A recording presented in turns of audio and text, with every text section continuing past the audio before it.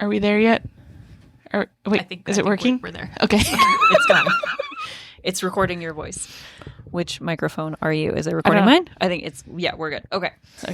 Hello and welcome to the Enabled Energy Podcast. We are back After 4 months. 4 accidental yet beautiful We months. were busy. It was a busy summer. It was a busy summer. What did we do though? Way too much. I tried to die on the river a couple of times. Twice. Yeah, one with you. Yes. Yeah. Yeah. Once for me. I only attempted death by water once. Yeah. Well, I was on the river multiple times, but I only almost died once. Well, with you. And I don't know if I was so much going to die the second time as I was just fucking done being out there. At that point. I think you were probably okay. With a bunch of childless men and a 15-year-old girl. I love you guys so much. Mm-hmm. Oh, we're going to cut that, right? Probably not. You know who you are. Childless men and 15-year-old girl. Yeah. That's Good okay. times. What else did we do? I feel like this summer was like crazy busy. Well, yeah, because, we prepared for our very first retreat. I think a lot of it was that. We did do that, didn't we? Yes, we I think did. that did take a lot more time than we thought it would. It was a lot of work. It was fun, though. It was so much fun. It was so much fun. Let's do that again. We are. We November 14th through the 16th in Seaside. We're doing a grounded getaway for 2 days, 3 days? What is it? Well, it starts on Friday. Friday to Sunday. To Sunday, yeah. And you basically leave about midday Sunday. Yeah, and we're going to be grounding and meditating and sound bathing and journaling and learning why all of these things work. And making them accessible to people who maybe don't feel like meditation is for them or have never heard of a sound. How do you bathe in sound? I've been asked that several times when talking to clients. How do you bathe in sound? How do you bathe in sound? What does that even mean? Like, is there like a legit tub involved? No, there's no tub. There's no tub. One day I'll have a tub that you can sit in and then I'll ring it. We'll do like a pool. Yeah. Like a sound bath in a pool. I want to do one of those. Is the goal for both of us. I did do some on the river. You did? That was another thing we did this summer. Yeah. That was fun. Yeah, we have been really busy. Enjoy the singing bowls on the river. We'll have to do that next year too. Yeah, we will. So a lot of people were interested and they just didn't know what was happening. Yeah, because I have maybe very little actual presence on social media. Same, and it was kind of last minute. It was. Hey, I'll be out there tomorrow. Yeah, you did do that. You should come too. I'm so fucking bad at that. I'll get better. It's okay. You're perfect just the way you are. Oh, thank you. So today we kind of dropped the ball. We don't have any snackies to try for everybody. No. I dropped. I'll own that. Rachel, Marie, Cone, Glasgow. You know what we do have that we actually have tried already, but we could talk about are those. Are you talking about the grapes?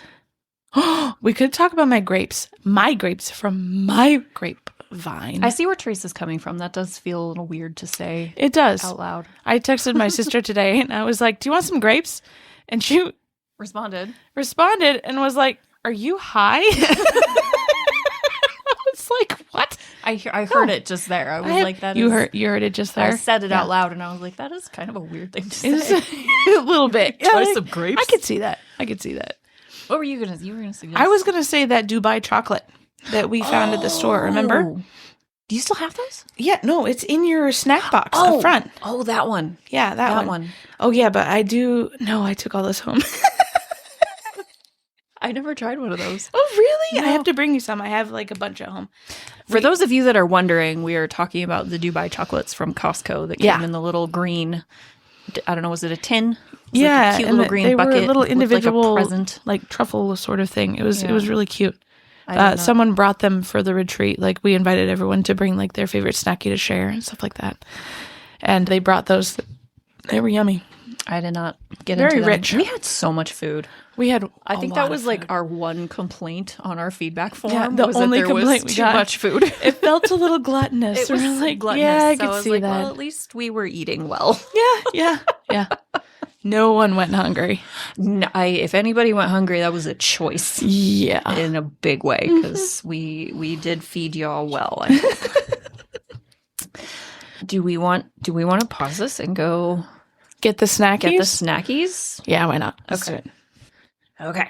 We're making it up as we go here. We got it. We are back with our impromptu snacky. Impromptu. I had the bag of awesome sauce goldfish that we got when we were going to try to record, back in August? Yeah, that's right. Early August, I think, maybe late July, we were going to try to do an episode, and then we decided we were too stressed out about trying to do the final planning for the retreat, and we're like, let's just talk about retreat. Let's just talk We don't about have we brain spent the space whole to talk about self-care today. We're not self-caring well. We're not self-caring. So we did have the awesome sauce goldfish to try, and then I took them home. They are still sealed, sitting in my pantry, and I looked in my pantry this morning and thought to myself, do I need to bring anything? No, I'm good. And I left. And then I got to work and realized, crap, we are recording this afternoon, and I forgot the dedicated awesome sauce goldfish snacky. Next time we'll do They'll still be good because they're goldfish, and they'll be good 27 years from now. They will. Yeah. Maybe slightly stale, but probably not. Probably not. I think there's enough preservative in them. They'll be good forever. Okay. Right. So we have some fresh grapes From my vine from this morning. Cameo's vine. Cameo grew these grapes. I did. Or her dirt grew them. Probably. I don't know. What part did you play in them? My dirt. Leaving them alone. You left them. Good job. I did prune them back so they didn't go all the way into the driveway. That was a thing. That's something. But it was weird because usually they turn purple, and this year, like, there's a pink on some of them, but they're mostly green and yet still really sweet and delicious. They're very sweet and delicious. They're not quite as crunchy as what I will usually enjoy from the store. Like, I won't buy grapes because I'll grab one and eat that right there in the store. I'm that person. And if it's not crunchy enough, I won't buy them. I would buy these because they're sweet, and the like texture when they like pops out of the skin in your mouth, that texture is like delightfully jelly gummy. Really? Yeah, isn't it? It's like a natural gummy thing. Yeah. And it's fun to like play a with. gusher. It's like a gusher. Yes. Kind of bursts. All kinds of delicious goodness.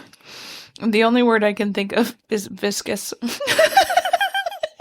Right? Second word there for whatever reason.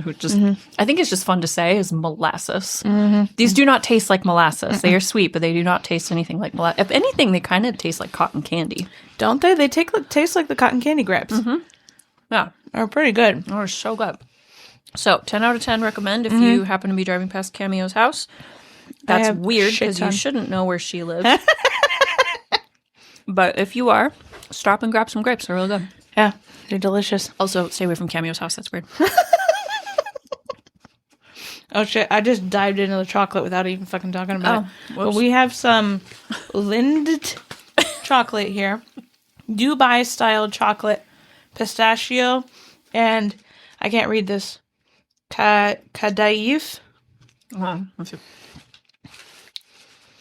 But it's like a chocolate with pistachio, and I think it's crunchy little bits. Yeah, when I see it kind of looks like noodlies. It's almost like a crunchy.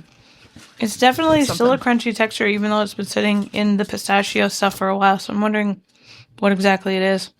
I suppose we could look it up later. Sort of like wafer. Yeah. Material, maybe. Wafer does that, huh? But they're pretty good. It's like a Hershey's bar sort of look. In the middle of it is that stuff. Usually when I see like the Dubai chocolates on social media, it's like a ton of this stuff in the middle of a chocolate shell, which is kind of what the Costco ones are. They're a little bit more like a truffle with a Dubai chocolate center in it. Okay. So it has more of that. This is very chocolate heavy. These ones are. It's not bad. It's good. It's really sweet, but it's like a different level of sweet than the grapes. It's a little jarring. Chocolate sweet. To go from the like sweet tart grape to the sweet Dubai milk chocolate. Refreshing to rich. Yeah. It's good. Not bad at you put them together. Little messy mess. Yeah, I did that earlier on accident. And I'd give it like a maybe 6 out of 10 if I'm being generous. I was going to say, would you go that high? Okay, maybe 4 out of 10. There you go.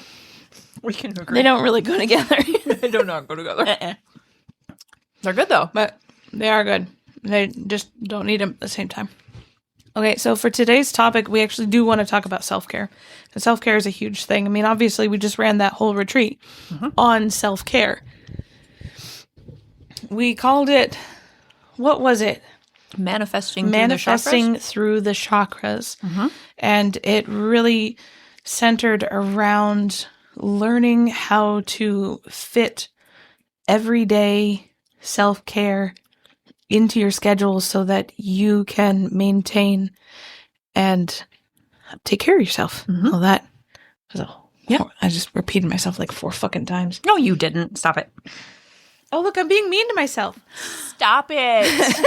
This is a perfect example. Perfect example. Let's name that. Name that. So we were talking earlier about how, like, when we're mean to ourselves and stuff like that, that's a sort of the opposite of self-care. What would be the opposite of self-care? Self-deprivation? Self-harm? Self-harm? I guess it is. It is a form of self-harm. Yeah. To kind of do that to yourself and say those sort of mean things. And one thing I remember hearing somebody say was, give a name to it. Because when you give a name to it, it helps you kind of separate it from self and is easier to deal with. When you can give a name to something, it really does kind of make it more of a manageable item. And I was looking up names, and they had everything from like Biff and Debbie Downer and Negative Nancy and Todd. Sorry, Todd. And Tiffany and Heather.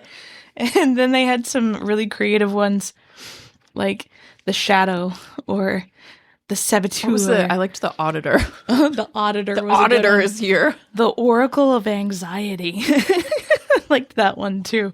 The Fun Police. Oh, the Committee. The Committee. That sounds so The ominous. Committee is up in arms. But then you can kind of just be like, hey, Tiffany, just chill your beans a little bit. I'm learning here. There's We don't need to nothing be rude. wrong with, finding your own flow and stuff. I'm human. That does not mean I'm an idiot, You don't need to be rude to yourself. No need to be rude. Yep. And I think we're very prone to be like the meanest to ourselves. Oh, yeah. Right? Absolutely. Like, I mean, if you kind of step back and look at like how you talk to yourself in your own head, like, would you ever say any of those things to another human? Outside of like, maybe your best friend when you're like just goofing around and screwing around with each other. But like, yeah. You would But never even look then- at somebody and be like, you just repeated yourself like 4 fucking times. What the fuck is wrong with you? Yeah. Like, maybe some people would, but like I wouldn't. No. Right? Like, Not if you're a decent human being. if anything, I'm not going to say anything, or I might look at somebody and be like, are you doing okay? Right? Do you need some help here what's for going a on? second? Right? Why don't we say that to ourselves? Hold on a second. Do you need to just calm down, take a Right? breath, Or like, maybe take a moment? I need to calm down and take a breath. Yeah. Right? Yeah. I'm overstimulated. Give yourself a moment. I'm struggle bussing. Right? And then be okay and don't judge yourself for struggle busing. Yep. It's okay to struggle bus That's a sometimes. huge, huge part of it. Agreed. Yeah, but back to self-care. One of the things we want to start out talking about is the barriers to self-care, because that is the start of it. So much. Recognizing that you need self-care in your life and how important it is.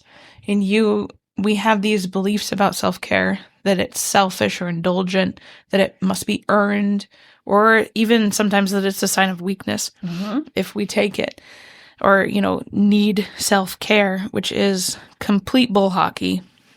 I like that. It is bull hockey. We all need self-care, and it is not selfish or indulgent or any of those thoughts. Like, self-care is necessary. It's absolutely necessary. Say that again louder for those in the back. It is necessary. We have practical barriers for it. Like, say, I don't have enough time for that. I can't afford it. And then even what we found in this retreat was that people just didn't even realize some of the things that they could do for themselves. There was just this complete lack of knowledge or awareness around the entire topic. And we'll go through some of that today with you guys to just kind of give you an idea and some tools because it's really not that big of a thing. It's not that hard. You don't have to. I'd be willing to bet most people who are listening already do a lot of these things every day, and they just don't even realize that what they're doing is technically considered self-care. And once you realize that, it actually puts more value on it. It really does. Maybe prioritizing that time that you're doing those self-care items already. Yeah, giving it a little bit more worth. Do we need to pause?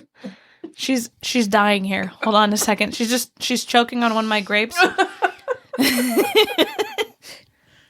Okay. All right. We're back. I'm good. You're good? She was just trying a little death by grape, guys. Yeah, one of the delightfully squishy insides of the grape just tried to work its way. Slide down into my lungs. It's like, what about a detour? No, thank Let's you. not. Let's practice a little self-care and not do that. Don't choke on grapes. Yeah. 10 out of 10. 10 out of 10. 10. Not choking on grapes. Yeah, and then of course there are the psychological factors for barriers to self-care, like low self-worth, mental health, and I think one of the most detrimental ones, putting others first. Yes, so many of us will put any and everybody first above ourselves. And when it comes to the opportunity, right? Am I gonna do the thing, or am I gonna take care of myself? Like, I'm gonna do the thing. Yeah. Like, do you have the bandwidth for the thing? Absolutely not. But I'm gonna do the thing. Have I ever told you about selfish tacos?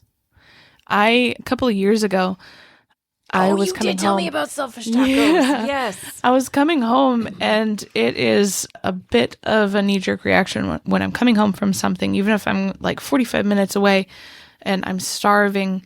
If I'm going to go to like Taco Bell or something like that, I always get everything for the family too. I'm just like, and I can't go to Taco Bell if I'm going to just get stuff for me. I have to get it for everyone else too. Yep. And then, of course, I get all the way home and everybody... There's that mom guilt. Yeah, the mom guilt that just, everybody gets Taco Bell and all that sort of stuff. But a couple of years ago, I was talking to Chris on the phone and I was like, it's 45 minutes until I get home. I just want something to eat. And he was like, just get a taco. And I was like, well, that's really selfish. And he's like, they can get a selfish taco. Like, you need something to eat. I will, he said he's cooking dinner and stuff for the kids and stuff. We're all taken care of. You get your selfish taco. You're not going to get home for 45 minutes. Just get it, have it, take care of yourself. That way, when you get home, you can just relax. Yeah. Like, you've already eaten. The kids and everyone else has already eaten. It's all good. Yep. And if you're not satisfied from your one taco, you can eat dinner when you get home. Yep. Just get a selfish taco. Selfish tacos. Self-care. So that's one of my, it's one of my favorite things is to work through and not feel bad about just taking care of myself in that moment. And it was a big thing. I like that. Yeah. I like that. Selfish tacos. Selfish tacos. Selfish cheeseburger or whatever it is. If you don't like tacos, you're maybe kind of weird, but you get a selfish food item. Yeah. Don't feel like you have to bring do something home. Selfish for yourself. Yes.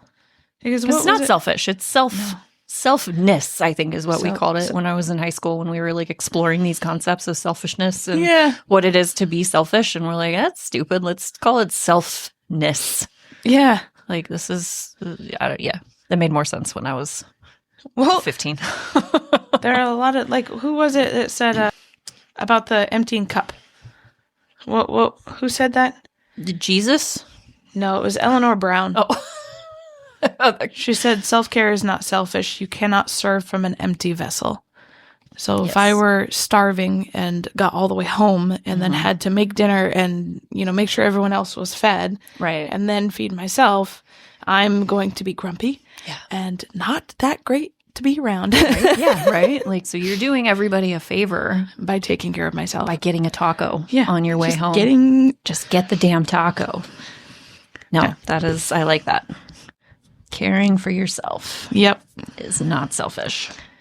Yeah, and it was Buddha who said, you yourself, as much as anybody in the entire universe, deserve your love and affection.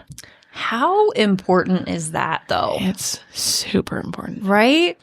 Like, how often do we put our own selves last and we're most likely to let our own selves down or, you know, make that promise to ourselves. I can't tell you how many times I've promised myself I'm going to get up and go to the gym in the morning, or I'm going to go for a walk after work. And, you know, waking up in the morning is hard for me. I don't love doing it. And so like, I will not go to the gym in favor of getting that extra 30 minutes of sleep or hour of sleep or whatever it is, even though I don't know about you, but half the time I'm awake and then I just lay there. Yeah. Enjoying being in bed, but also feeling guilty about not being at the gym. Yeah. Or I get home and I'm exhausted and rather than taking a walk, I'll just plop my booty down on the couch and feel a little guilty about not going for that walk. Yeah. And I think at that point you really have to make a choice. You have to make a choice of either enjoying sitting down and giving yourself a moment of rest or realizing that walk is going to make you feel really good. You know? Right. And both options are okay. Yeah, there's no wrong option. There's no wrong option. Right? But yeah, it's the choice of either just enjoy the sit down, enjoy the extra half hour in bed. And if I feel that guilty, that bad, that weird about it, I'll get up and go to the gym, or I'll get up and go for the walk. Instead, we guilt ourselves into shame. We guilt ourselves and shame ourselves and feel bad about both things, right? Because now I didn't go to the gym and I didn't get up and I am laying in bed and indulging. So I like to think about trying to reframe and reshape that into, rather than putting everybody else first, like I am my own best friend. Yeah. And I'm going to put my best friend first. Yeah. Right? Because you should be your best friend. As my friend, like you call, I pretty much drop just about everything to come help you out with stuff, right? So, like, for me, I'm like, okay, now I'm my best friend. I'm going to drop everything to make sure that me, is taken care of. Yeah. So, I think some of us need to kind of make that shift in our own head of, like... And it's a practice. Oh, it really is. And it's okay, again, when you fall out of that practice. You just pick up the practice again. And that's the important part, is that we keep picking up the practice. Yes.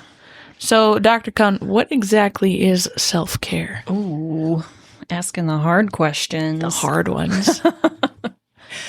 My fingers together, all steepled and everything. All steepled and serious. Steepled fingers.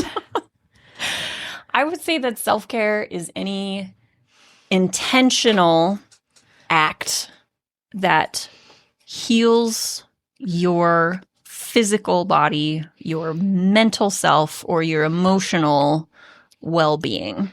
Okay. So anything that brings you joy or rest or peace and refills that cup that we were talking about earlier. Because really we shouldn't be, you know, the phrase, you can't pour from an empty cup, right? But like we shouldn't be pouring from the cup at all. Pour from the saucer? We should pour from the saucer or only give what is running over the already overfull cup. Yeah. So then we know our cup is stable. Exactly. If your cup is only half full, you shouldn't be giving anything to anybody, really. Like, you should only be worried about and taking care of yourself in those moments. In that sense, it should be proactive and not reactive. Very much so. Yeah. Self-care should absolutely be a thing that we do in some way, shape, or form every single day. Maintenance care. Right? Maintenance care. An ounce of prevention is worth a pound of cure. Yeah. No fucking kidding. Right? So, I mean, that can be true of our own physical health. That can be true, you know, of your car and other things, but it's really very true of our mental and emotional well-being as well. Yeah. I would say, again, like, self-care it's necessary. It's not selfish. It is not an indulgence.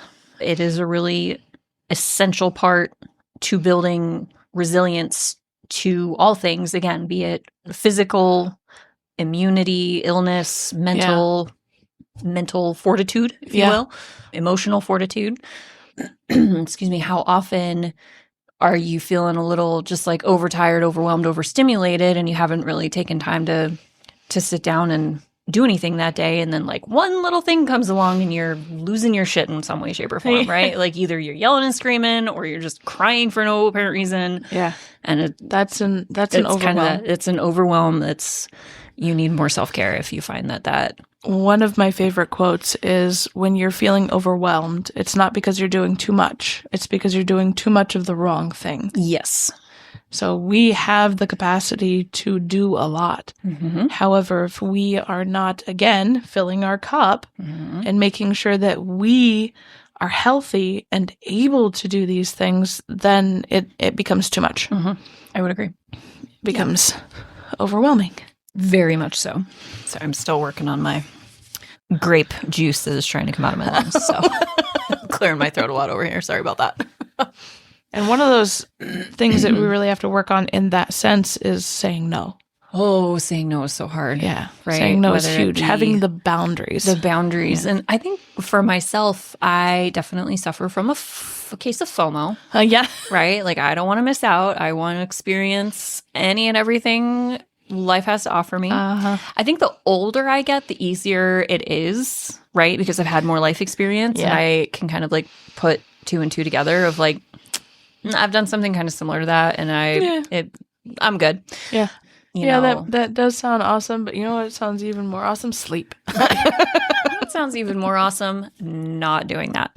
Not doing that. But yeah, saying no is really, really hard. And I think also the thing that gets easier, again, the older I get, is kind of recognizing what is and what does drain my battery. Yeah. Because I think when I was younger, I didn't realize all of these things that I'm saying yes to Mm-hmm. were really, really draining on my battery and on my energy. And now that I'm a little bit older and I'm realizing like how exhausted I am after these whatever activity or thing that it is that I've said yes to, or even like going into it, like I've said yes to this and I'm already exhausted before it has even started. Like those are things that I need to start saying no to. Right? Yeah. And so I think to a certain extent, it's part of it is like just developing that like personal knowledge and insight. Yeah. And I think I'm a little envious of people that don't have FOMO from a very early age that are just like, no. And I'm like, what do you mean no? You've never done it before. Yeah. Like, how do you know? And they just do. And I respect that. But at the same time, it baffles me. I feel like that was me. You know, friends were like, oh, I'm going to this concert. I'm going to this, you know, and I'd just be like, great. I'd be like, don't you want to come? No, not really. I had a friend of mine invite me to, it was Oktoberfest, which the type of Oktoberfest I'm talking about is like Lincoln Park and that kind like of, a music festival. like a music festival. Okay, sort not of like thing. a kitschy, not like a kitschy, you know, folksy lederhosen and and stuff like that. And dirndls. Dirndls are the dresses, by the way. I just learned that today. I just learned a couple weeks ago that the dirndl is the traditional dress that they wear at Oktoberfest activities. Yeah, for the ladies. For the ladies. Or anyone ladylike. Any person who chooses to wear the dress. The dirndls. Is the dirndl. Yeah. So it's a fun word to say. Dirndl. Dirndl. Yeah, but they want, and you know, they bought me a ticket, so I was like, okay, you know, and I go, but I noticed how draining it was on me, and I've just never been big on concerts. I can see that. Yeah. That's a lot of energy. Yeah. It's a lot of people. And I did get a gallon of water thrown at my head. Well, that'll turn you away from it too. That'll put a damper on the experience. Sorry, sound part. That probably was a little loud. I couldn't help myself. Yeah, I probably wouldn't want to go back to a music festival after having a gallon of water thrown at my head. Was it open or like it was just like a it's just a closed big somebody just hucking? Well, it was in Phoenix, Arizona, so it was balls doesn't fucking make hot. it better though. Well, that's why they had the gallon of water so that they could drink it, but then they threw it in the middle of the crowd. A really great choice. Yeah, it was interesting. Interesting. Yeah, but yeah, it's about boundaries. Paying attention to your own self and what it is that you like and dislike. I think that's something a lot of people don't a lot of times actually listen to. Mm-hmm. Like, you know what you like and you don't like. But at the same time, there's a difference. I think sometimes we're so self-sacrificing too of like, oh, the kids really like it, or my spouse really likes it, or my friend, I really want to spend time with my friends. And, you know, I think that's what they're doing. The most powerful thing we can do is recognize and just say to them, like, hey guys, like, I thank you so much for the invite and for thinking of me. Like, that's not my thing, but please keep me in mind for the next thing that you're going to do, because I do want to spend time with you, right? Yeah. Like we don't want to get to the point where we said no to our friends so many times they just stop inviting us to stuff, right? That doesn't feel good either. But yeah, of course, I do have a particular friend. You know who you are if you ever listen to this, who I invite to almost everything, and I know she who has you are, never once said yes. And I told her at one point, I was like, I'm just going to keep inviting you to shit. She does have 2 small children, so I can't really forever. But yeah, so if you have a friend that is constantly saying no to stuff, just please keep inviting them, because it's not because they don't love you. Maybe they just have a lot going on and they're overwhelmed and they don't have the bandwidth for it. And one of these days they are going to, and they are going to be so heartbroken if you stop inviting them to stuff. So keep including them, even if they say no all the time. Yeah.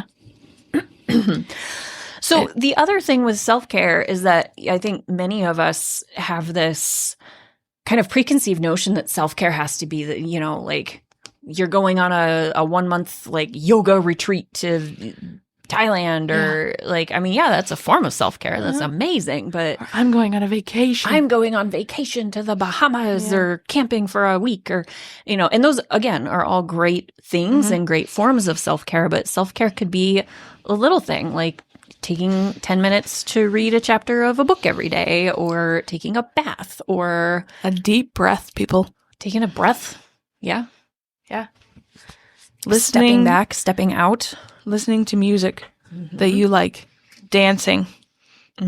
Eating something delicious and healthy. Or selfish tacos in the car on your way home. Selfish tacos in the car on the way home. Or selfish cheeseburgers. We don't judge. Journaling. Selfish salads.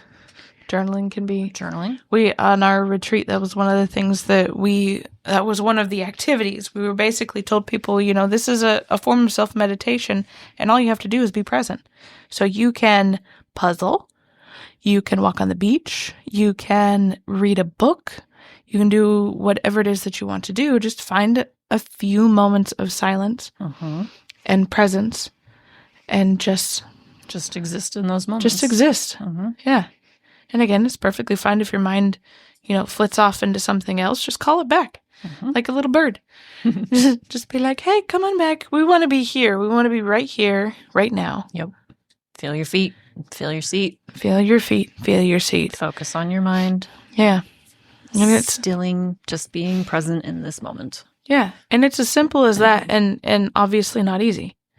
It's a practice. And what is it? I feel like there was a quote years ago. Maybe it was a quote. I want to say maybe it was the Dalai Lama was saying that everybody should meditate for at least 1 hour a day. And if you're too busy to meditate for an hour a day, you need to meditate for 2 hours a day. Right? So it's in meditation, and being still can be very, very powerful for emptying our mind and giving us more time and space for what is actually important and what actually matters in our lives. Because I feel like many of us, again, myself included, sometimes get so caught up in like the little minutia that we kind of forget what the bigger picture is for us and for our lives. And for everybody, that's very different. Yeah. But I think it's very easy to get so caught up and so focused on like the little details at work, or the little details of this project or that thing, or that you kind of lose track of like, you have one life that you get to live in this particular existence.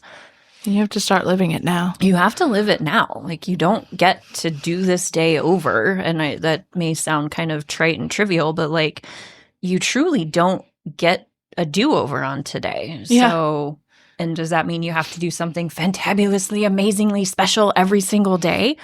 Oh. No, of course not. But like, just know the type of person and the type of place and the type of feeling that you want, and try to pull that into existence. Yeah. It was Katie Reed, who I actually don't know who that is, but she said, self-care is giving the world the best of you instead of what's left of you. Oh, I like that. Yeah. And that is really calling into pulling forward our authentic selves. And that's another can of worms. That's a whole other can of worms. That's probably a whole other episode, but we can talk briefly about authentic self and what that what that is and what that means. Yeah. And I think everybody's is very different.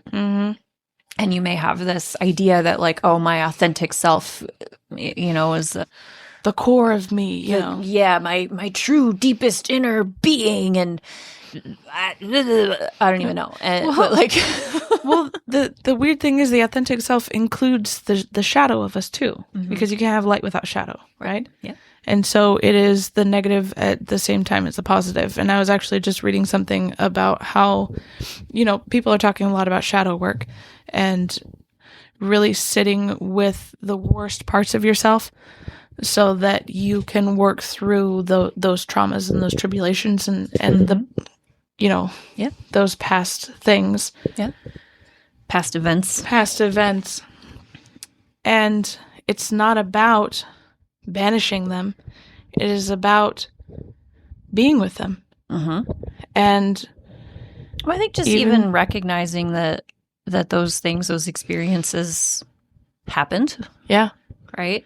And I don't even think it doesn't make you a bad person. And I don't even think we need to do anything about it. No, it's not about good and bad. No, it is simply about it's accepting what is. Yeah. And I think the other thing with like your true authentic self is that can change from day to day. Yeah. And that can change from moment to moment. Like it doesn't have to be this like version of yourself that you have sitting on a pedestal that you are trying to achieve, right? Yeah. Like it can be Who's a realization of, you know, I have this thing that I do or I don't do that I want to do or I want to stop doing. I'm going to work towards that. Yeah. Right? And like I want to be a happier person. Yeah. I want to be a healthier person. I want to be a wealthier person. I want to be a, I don't know, more stable whatever it is, right? Like whatever it is about yourself that you want to change, that can be a part of what's at your core. And you can work towards that and make different choices. And then realizing that core is molten. Yes. That even if you are working towards being a quote unquote stable person, once you are stable, is that it?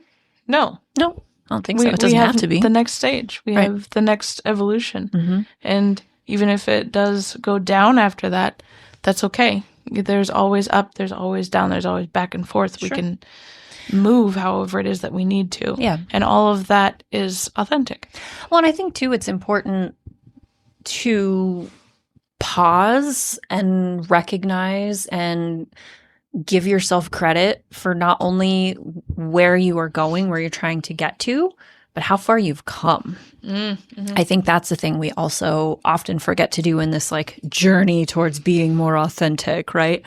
Like how easy is it that we're like running towards this like happier, healthier, financially wealthier me, and we forget to like look back and, you know, because it's not good enough yet, right? But like we forget to look back and see like, you know, 6 months ago, 1 year ago, 2 years ago, me like would not recognize who I am today, right? And like sit with that. And I can't remember if I mentioned it on a previous episode, but I had this very profound realization several months ago where I don't even remember how it came about, but I was sitting there thinking about my current life and how I'm a chiropractor and I own a chiropractic practice and I'm doing all these wonderful, fun, amazing things. And I just had this like very sudden like light bulb moment where I was like, holy shit, like if 12-year-old me could see me now, she would probably pee herself, right? Because like I'm literally living my dream from when I was 12 years old. And it like, and I have been for the past decade. Yeah.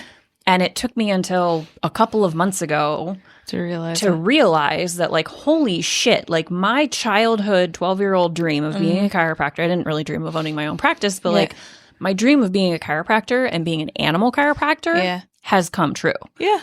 And that's pretty fucking cool. Yeah. Right?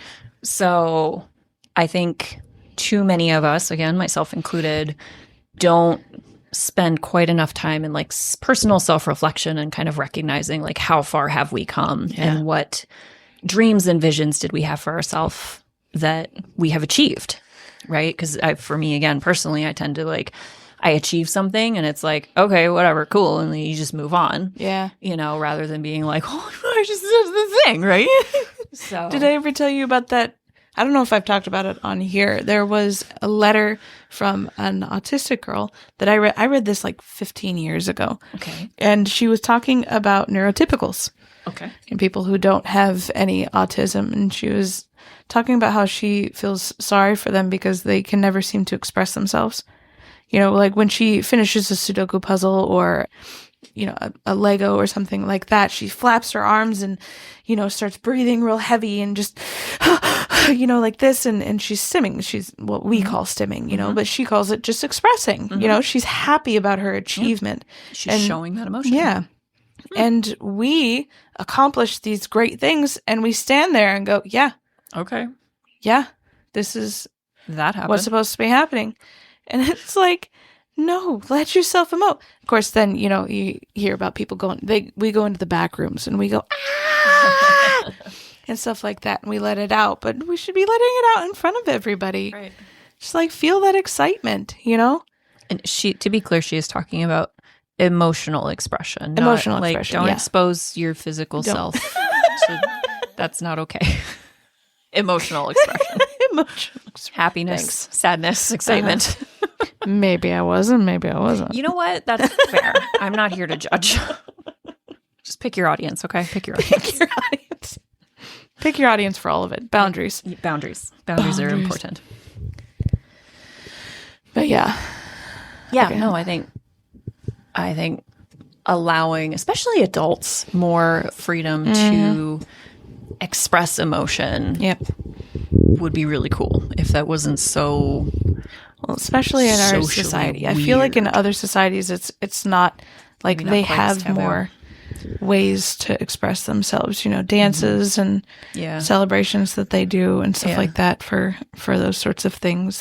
They're more flamboyant about their ways, and I feel like especially here in the United States we're very like, oh, Is it our Quaker looks origins? very nice. Yeah, probably. Thanks, you carpetbagger. What? Wasn't that the Quakers? They called them carpetbaggers? I do not Or know did the I answer. just completely fucking... I think maybe we need to cut that. I don't know. All right, we'll cut that. Hold on. Googling. Googling the carpetbaggers. All right, so forms of self-care that I do every day are... Or not every day, but day to day. Painting. Laughing. Reading. Rock hounding. Like all of these things are completely valid. Obviously, I'm not doing it every day, but they all count as like little forms of just things that I find joy in. Collecting crafts supplies. You do that. I do. I've seen your shed. All of it. That was another thing we did this summer. We All the time. We cleared out your shed. We did. And organized. Clean down my shed. That shed was It needs to amazing. happen again. Does it really? Maybe just a little bit. Somehow that doesn't surprise me. No. Growing shit. I have embraced the plant's want of just growing wherever the fuck they land. I also noticed Uh-huh. that in your Yeah. garden. It's beautiful. They love it. Yeah. They grow so much better. Yeah. I try to put them in places and they're like, no, not there. How dare you? You Learn- can't contain me. I know. Learning. I love learning. I find a lot of peace in learning. I do like to learn. It does. It's cathartic. Beach time, of course. Beach time. And then breath work. And I love cold plunges. You beautiful weirdo. I love that about you. I do not love cold plunges. You do not. I really don't. I'll do. You didn't do it. I did not do the cold plunge at the You did not. retreat. I opted Out. to not. You opted to not. I was videoing. I was videographer for that particular activity. You did. It was beautiful. We got some great shots. The video was 3 minutes and 33 seconds for the record. Yeah. That's impressive to me. Yeah. For us to be in the water. I think it was How like the long, or- walk from It was. where It we was a were little doing bit of the Wim walk, Hof. but it was only like 30 seconds out to the water. So we were probably in there for at least 2 minutes. Yeah, you guys were out there for quite some time. I So, asked them at that's one great. point if they wanted to come back, and they were like, no. That also doesn't surprise me from our group that we had. We're like, no, we live here now. We are mermaids. Yeah. We are mermaids. It's beautiful. I In love this- that. 45-degree water. It was chill. I put my feet in. You put your feet in? That was plenty. Uh-huh. I felt like I was a part of the experience. Good. With my wet feet. Yeah. So it was chilly. Chilly. And It was. all the flies were not Oh, exciting. We yeah. didn't have too many flies that day, I guess. No, just enough wind to take some of the flies away. But so many flies. Anyway, Pacific Northwest beaches. I'm pretty sure the flies are because of the The sea dead lion, animal? the sea lion, the decomposing sea lion at the end of the beach. Probably. Yeah. Okay, so my self-care, I think our self-care is fairly similar, and I think that's probably part of how and why we're friends. I think my number one thing that I do just about every day is reading in some way, shape, or form. I either have a book that I'm reading on my Kindle on my phone or listening to an audiobook in my car while I am driving or commuting to and from work, which I do find very relaxing, and it just takes my head out of my head, and I can just be with the characters and whatever they're doing. I'm listening to, what am I listening to? Iron Flame for the probably fourth time, second book of Fourth Wing. And then I am reading Fourth Wing. So that's actually kind of fun to do those two in tandem. And I won't get into any more details than that for anybody that has not read Fourth Wing and or Iron Flame, but it is fun to read them in tandem. Yeah. After, of course, having already read Fourth Wing. So yeah. I do like to walk, especially if I'm walking in nature. Forest is really good. Beach is also really good. Yep. Beach time. I especially love a good warm tropical beach, but I will never, ever, ever say no to the Oregon coast, even if it is rainy and windy and gross. It's never a bad day at the beach. Nope.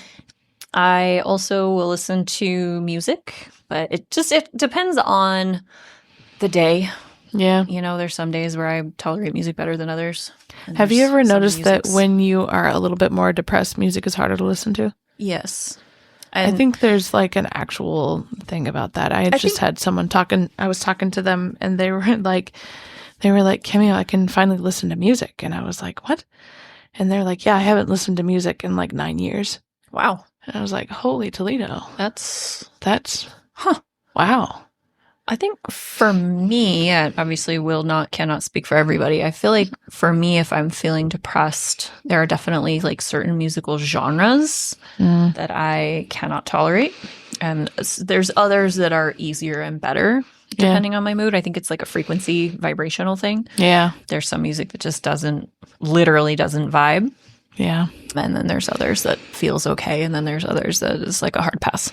Yeah. So, but I could see there being a place where you are so deep and so dark that no amount of frequency or vibration is going to feel good. And that's wonderful that they're out of that. Yeah. Because that's got to be really hard to be down there. Yeah. Yeah. And the thing was, like, I didn't recognize that she was down there, and I've known her for a really long time. So it was very interesting to be like, oh, like I know you, and I didn't see that. You know, which again was a whole nother thing in my own brain. Like, why didn't I see that? Right. What kind of friend am I? You know, it's just all those sort of things. Right. But at the same time, that's not my journey. That's her journey. Well, and I think, I mean, the instinct in many cases when you're that far down and that far like dark is to hide. Yeah. Right? You're going to put the mask on. If you can leave your house, you're going to put the mask on so that nobody knows how bad things are, because it's easier to hide it than it is to be vulnerable and ask for help or to say that I'm struggling and I need help. Yeah. So, which is a huge part of it, being able to ask. Yeah. Or just admitting, you know, and having that vulnerability of needing help and being able to lean on others, which is so hard for so many of us to do. So many. Like, so yeah, I'm glad they're doing better. Yeah, me too. Yeah. So one thing that it's all about me today. Self-care. Years ago, I realized this summer, I think was the first time I started wearing my hair down at work. And I realized that for the past however many years, I could not wear my hair down. And I realized that was because I was like so overstimulated and so overwhelmed with everything that like the feeling of my hair on my body was too much. Oh, yeah. And so I feel like I have kind of finally come like down out of fight or flight enough that like wearing my hair down and having it like touching my neck and like swinging forward is not the like straw that's going to break the camel's back. Yeah. And I didn't even notice that was happening until it wasn't happening anymore. And I was like, oh, that's really weird. I wore my hair down today. I remember like the first day it happened, I was like, that's fucking weird.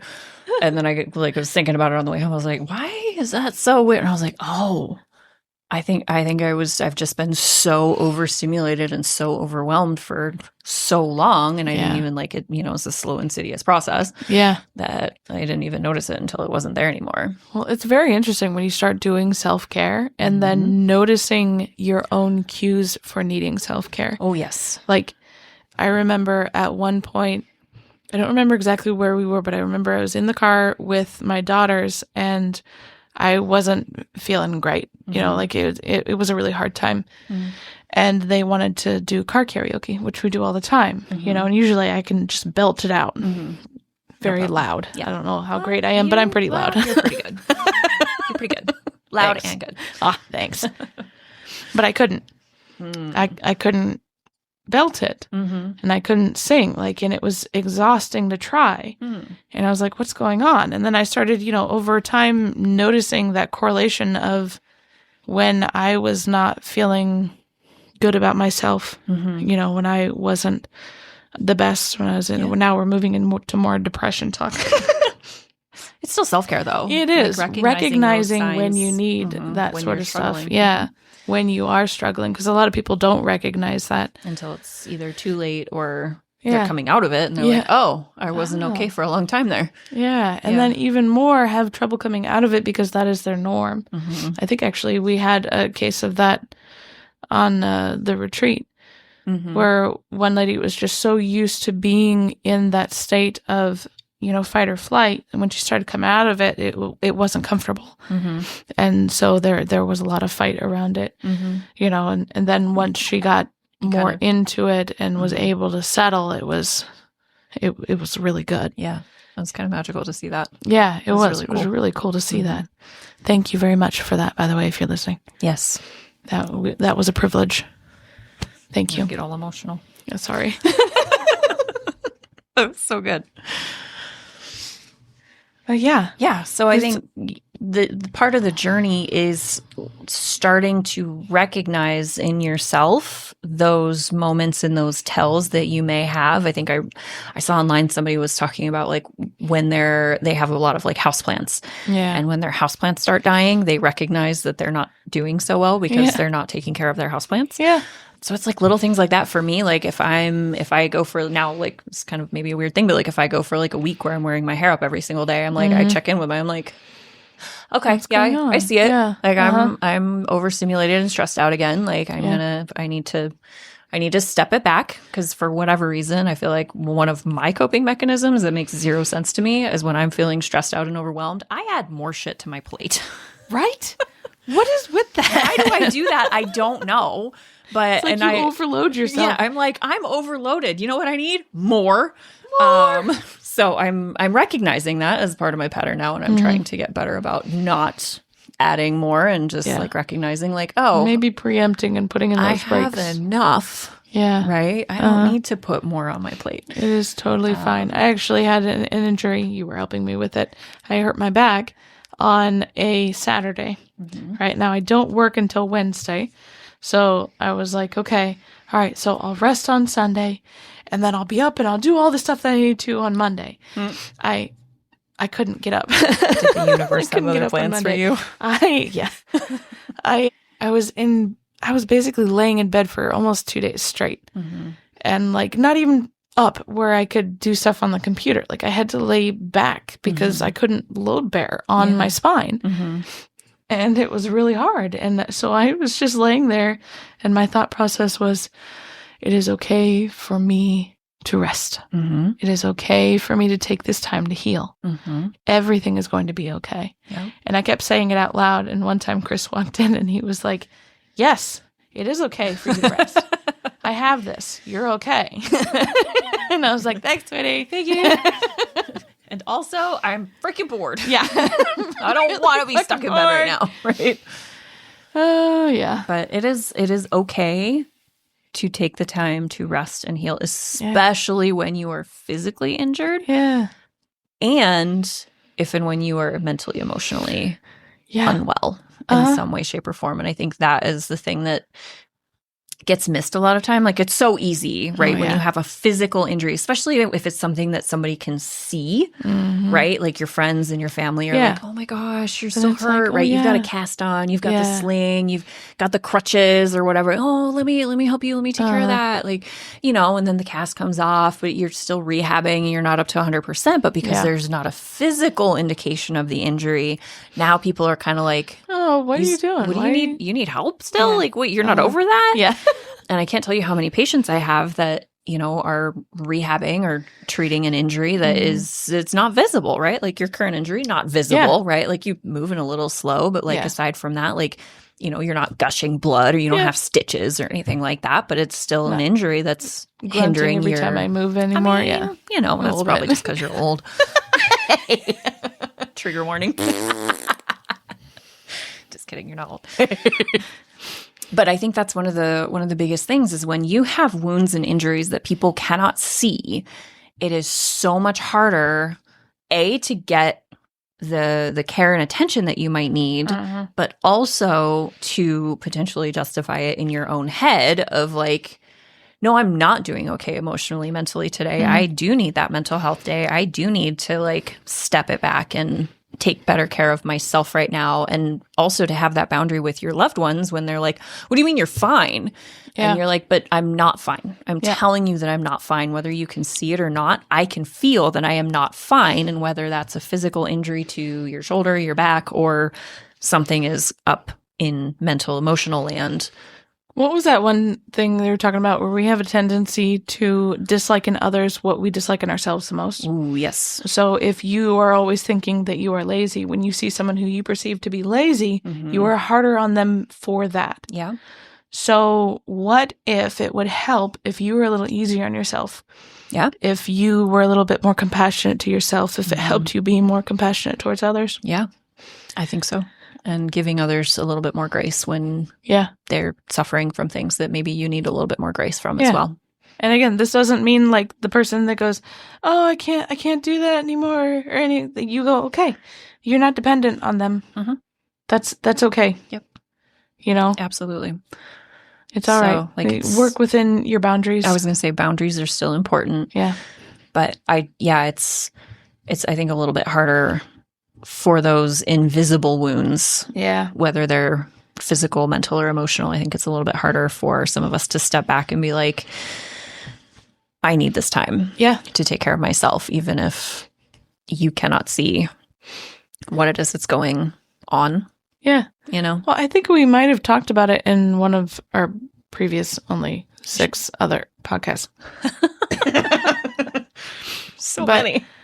When I had my first kid, she kind of hurt my body, Yeah. And so for a long time there, I wasn't in that great a place. And I had my second, and she really hurt my body. Like I was not in a good place. And I remember having this conversation with Chris where I was like, we were talking about how much better I was, and like my mood was so much better or something like that. Yeah. And he was talking about, he was like, oh yeah, like you're not as angry as you used to be. And I was like, I'm not in as much pain as I used to be. Like the pain was what was creating the strife, the chaos, the anger, as you want to call it. The stress in your body. The stress in my body. And not giving myself the time to heal and thinking that I have to get back up and get going and do all the things that I did before without any freaking rehab. Right. Yeah. No care. No care. I had to go out and find my care. All the doctors kept saying, oh, no, you're fine. You're fine. You're totally healthy. You're fine. Right, yeah. And then I finally found one that was like, no. Actually, I don't think you are.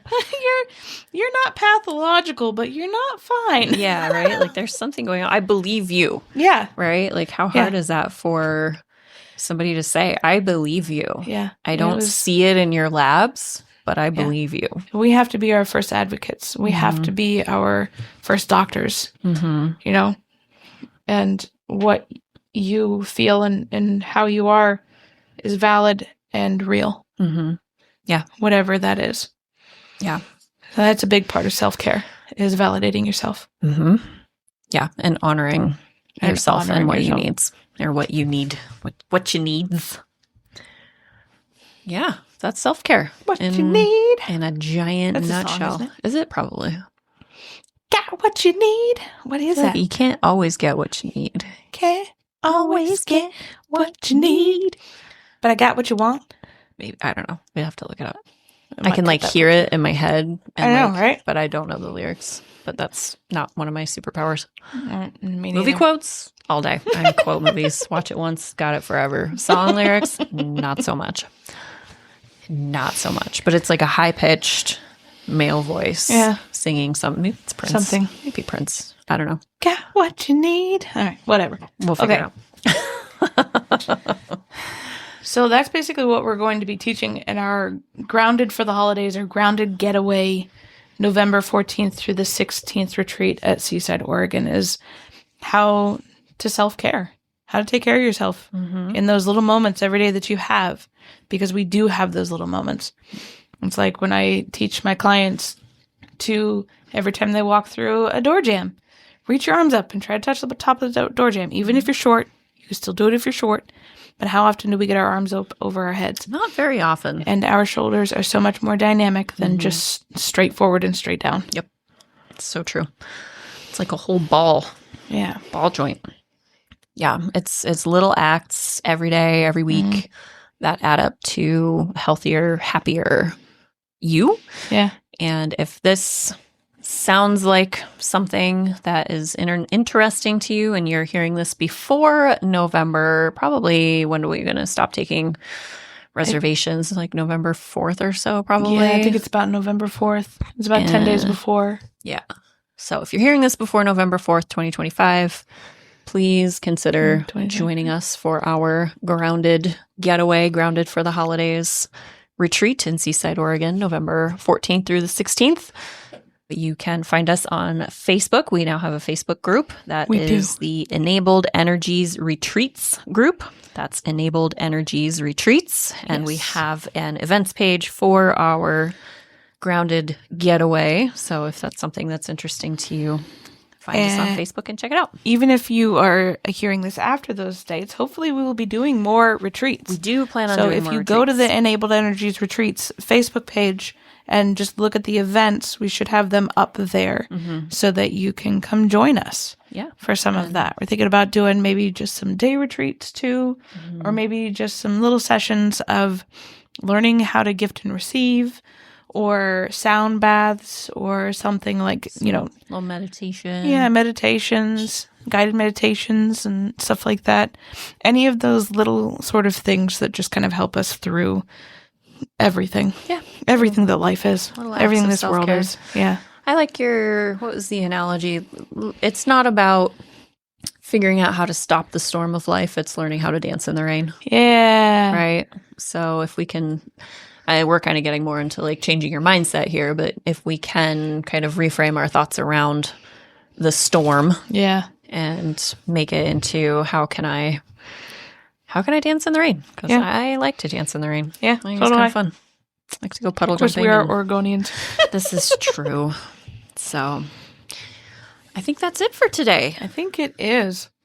Thank you guys for joining us. Thank you for signing in. Find us on Facebook, or if you want to leave us a comment on any of our listening platforms, let us know if you have topics that you want us to discuss in the future.